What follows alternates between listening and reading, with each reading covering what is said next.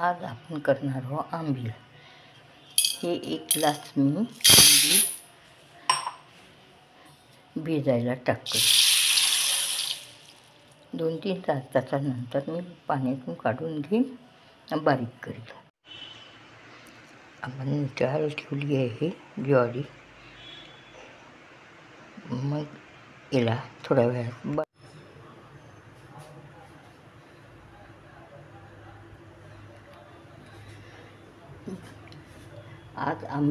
आता आपण आंबील करून राहिलो। जी ज्वारी भिजू घातली होती ती हे थोडी गरबरी अशी बारीक करून घेतली।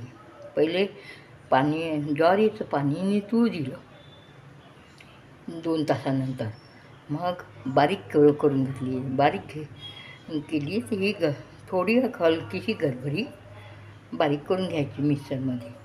आता त्याला लागणारं साहित्य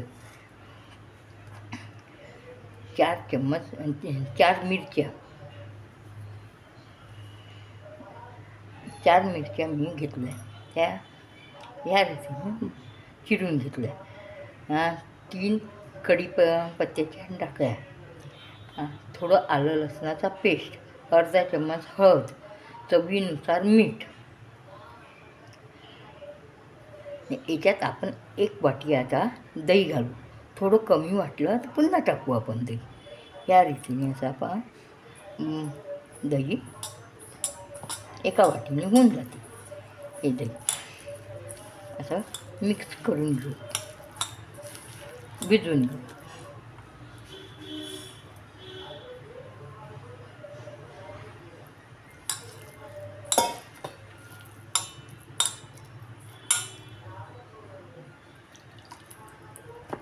आपण भिजवून घेतलं आहे।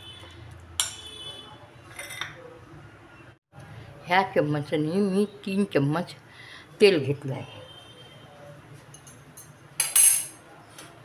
आता आपलं तेल गरम झालेलं आहे। आता आपण याच्यामध्ये अर्धा चम्मच राई टाकतो। आता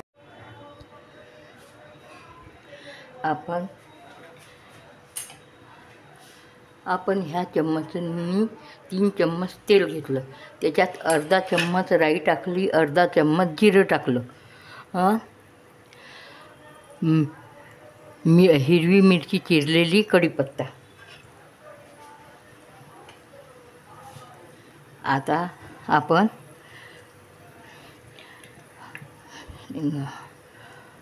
हळद, अद्रक सांबाराचा पेस्ट, अजून मीठ, हे चवीनुसार, मीठ चवीनुसार असं टाकते।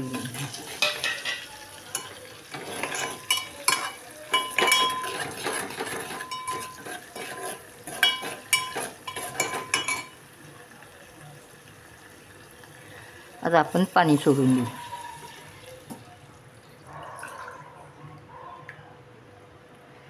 या ग्लासने मी 2 ग्लास पाणी टाकले।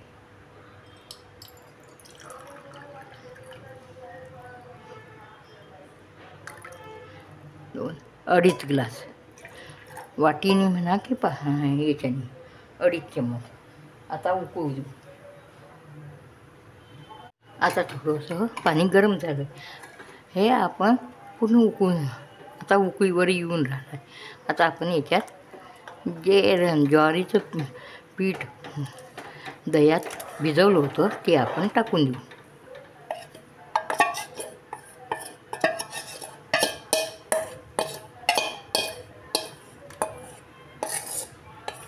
गुटल्या नाही जमू द्यायच्या, असं चांगलं फिरवून घेऊ, बंद करून घेऊ, शिजू दे त्याला।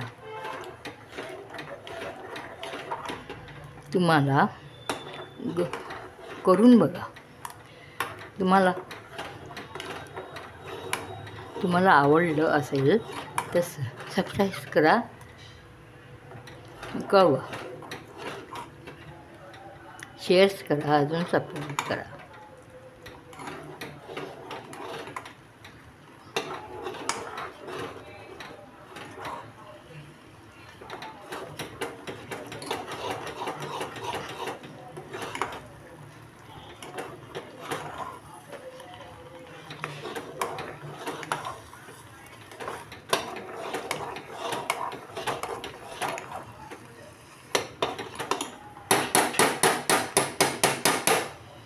आता याला शिजू देऊ आपण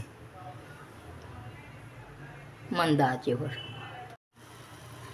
बघा आपलं झालं.